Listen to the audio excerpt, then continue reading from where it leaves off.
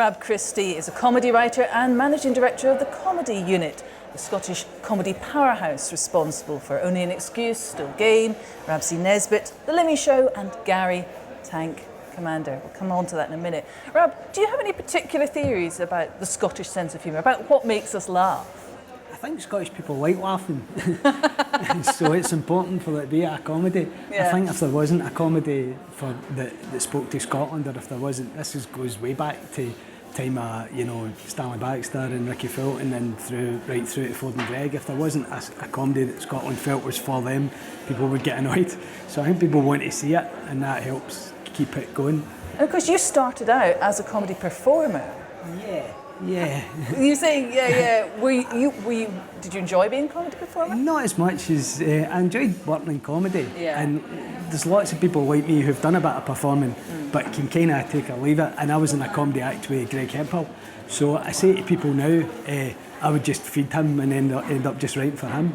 And people kind of say, "Oh, right, that makes sense." But he wasn't Greg Hemphill then. But he was funnier than me. Yeah, but I mean, you understand the business, and you also understand the sort of insecurities that comedy writing can lead. Because you're alone in the room thinking, "Is this funny?"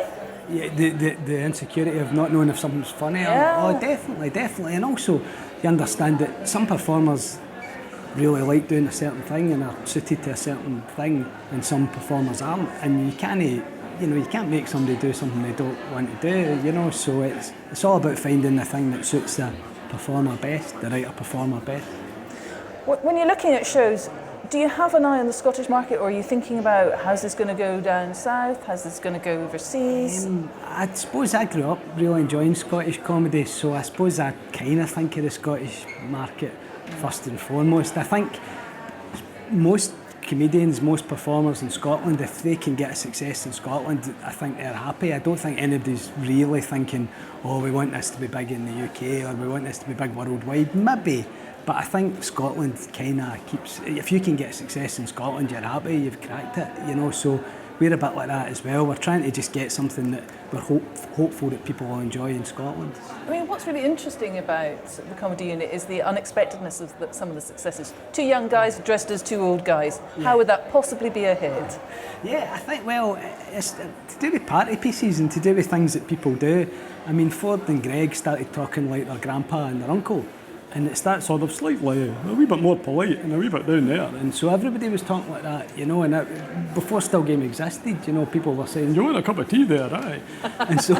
and it was the same way, lots of comedies, it's not really somebody sat down and thought of anything arty necessarily, it's just something that gives somebody a laugh. It's that kind of acting the goat kind of thing, it's that kind of messing around thing that then becomes an actual programme, an actual comedy. And there's a laugh of recognition, isn't there? I mean, things like Still Game. And with Gary Tank Commander and Scots Squad, I wondered, do you research the occupations? Do you? Yeah. With Gary Tank Commander, it was a voice that, like Still Game, it was a voice that Greg McHugh could do. He'd heard somebody on the bus being turning around and saying, "Right, didn't anybody start?" And he's better. He's more East Coast than me. But didn't anybody start on this bus? And he'd had that voice, and then he thought, imagine that guy went to Iraq, and then he gave that was the start of the character. But we then met a couple of squaddies and got all the roles right, so that Greg's Tank Commander role was right. He had the right amount of people in his squadron and all that. They did the sort of things that soldiers would do, and it's the same with Scots Squad. We talked to a couple of police who like to remain nameless, but they just tell us about a few things that have happened in real life and a few things that would happen, or a few things that ring true, because we try and not put anything in there that might not happen. If there was a copper and he was a wee bit like Grado, he might change his pants in the motor. He might. Now, you were here in XpoNorth talking on the writers' panel. Yeah. What sort of advice were you offering the writers? Well, the writers' room, if people don't know, the writers' room's been going for a while on BBC Writers' Room, and it's a great opportunity for writers. Information and opportunity, and it tells you about opportunities on television, on radio, just any sort of writing opportunity. And they've recently moved to Scotland. They have a Scottish office, and we've been working with them on a few things, looking for opportunities for for new writers, so they asked us to come up and talk a bit about that. And I think we were just saying, you know, it's always worth keeping in touch with production companies like the Comedy Unit, new writers. You know, there's always opportunities, Comedy Unit, BBC, but also the Writers' Room is a tremendous resource and people should use it as much as they can. Well, thanks very much for coming up to Expo North and thanks for joining us today. No, thank you. It's fun. Cheers.